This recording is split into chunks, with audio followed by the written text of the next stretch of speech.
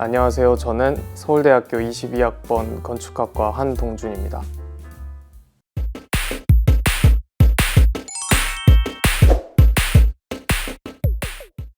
평소에 건축물이나 어떤 한 공간에 들어갔을 때 건축가들이 어떤 생각을 가지고 어떤 과정을 통해서 이러한 건축물이나 공간을 만들었을지에 대한 호기심이 많았습니다.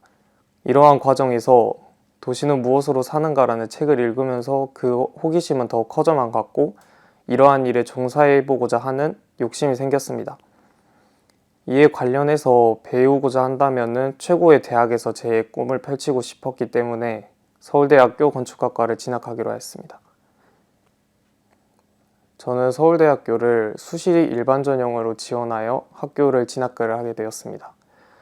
해당 전형의 특징은 1차로 생기부와 자소서를 기반으로 한 서류 심사를 진행을 하고 2차로 구술고사를 진행을 하는데요. 저는 고등학교에 재학을 하면서 큰 프로젝트를 중심으로 잡고 이 프로젝트에 파생되는 작은 실험과 연구들을 종합해내면서 생기부를 작성해 나갔습니다.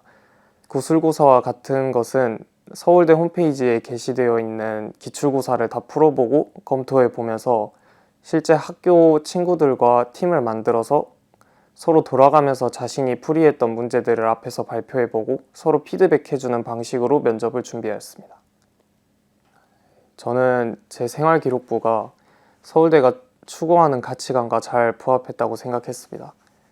서울대학교는 다른 대학교와 달리 특히 인문학적인 요소를 많이 요구한다고 생각을 하는데 저는 이공계열임에도 불구하고 예술이나 인문서적과 관련하여 생활기록부를 작성해 나갔고 이것이 서울대학교의 방향성과 부합하다고 생각합니다. 건축학과를 진학을 하기 위해서 학년별로 3개의 큰 프로젝트를 잡고 설계 프로그램을 통해 설계하고 작품을 만들어 전시하는 이러한 과정들이 합격과 직결되었다고 생각합니다.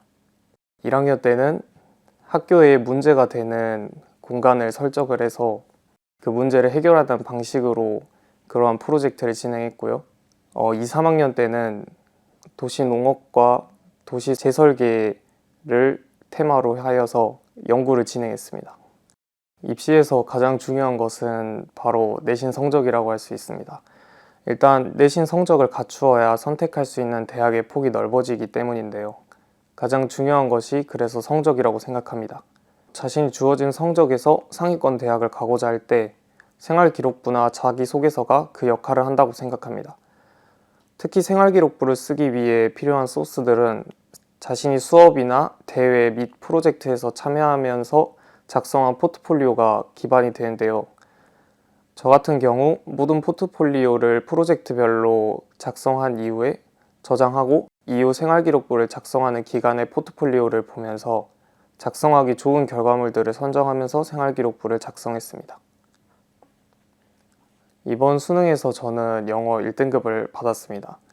영어의 밑바탕은 앞에서 말씀드렸던 것과 같이 단어이기 때문에 평소 하루에 단어 100개를 외우는 습관을 들이며 이를 지키기 위해 노력했고 저는 특히 오답률이 높은 문제들을 위주로 자신만의 풀이법을 설정하고 그 방식을 따르는 습관을 들인 것 같습니다.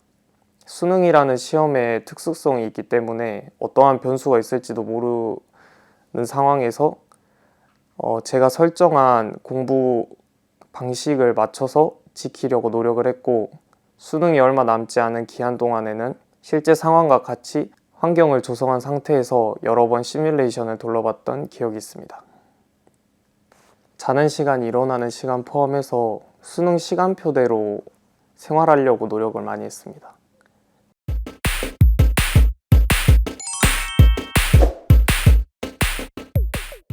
저는 초등학교 3학년부터 중3까지 윤선생 학습을 진행했습니다. 보통의 학원에서는 선생님이 학생들을 봐주는 형식이지만 1대1로 학생을 지도하는 것이 사실상 불가능합니다. 근데 윤선생에서는 태블릿을 통해 학생이 스스로 주도적인 학습이 가능하고 학습 이후에 선생님에게 수업에 대한 피드백도 받을 수 있어서 좋았습니다. 또한 하나의 스토리를 바탕으로 지문을 독해하는 방식은 고등학교에서 필요한 기본적인 독해 능력을 키울 수 있도록 도와주었습니다. 중학교에서는 90에서 100점 정도 나왔었고 고등학생 때는 내신 성적이 1점 중반 정도였습니다.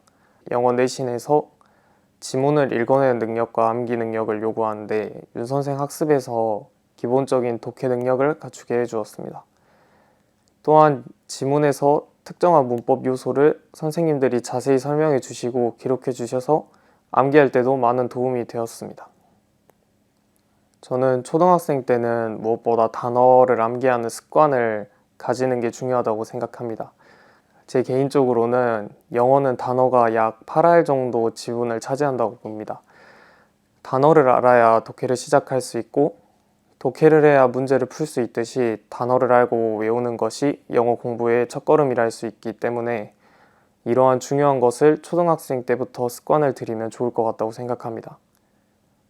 중학생 때는 기본적인 문법을 완성해 나가시면 고등학생 때 많은 도움이 될 것 같습니다. 실제 내신에서 지문에 대한 문법적인 요소를 많이 요구하는 것은 물론이고 수능에서도 비록 3점이지만 이 3점 하나로 등급이 바뀔 수 있기 때문에 문법이 굉장히 중요하다고 생각합니다.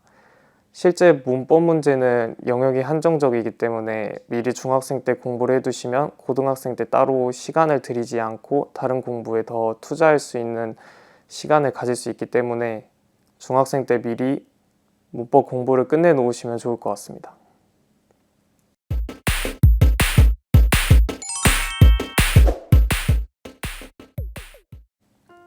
영어와 관련된 전공이 아니더라도 대학 진학과 대학에서 모든 수업이 영어가 필수적인 만큼 영어는 다방면으로 필요한 요소가 되어가고 있는 시대에서 영어의 중요성이 높아지는 것은 당연합니다.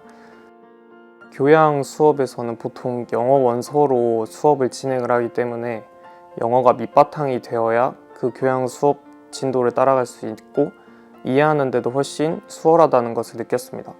또한 전공 수업에서 사용하는 프로그램들이 보통 영어로 이루어져 있거나 기하학에 관한 공부를 많이 하는데 이 과정에서도 영어를 사용하기 때문에 대학에서는 영어의 중요성이 상당히 높다고 말씀드리고 싶습니다.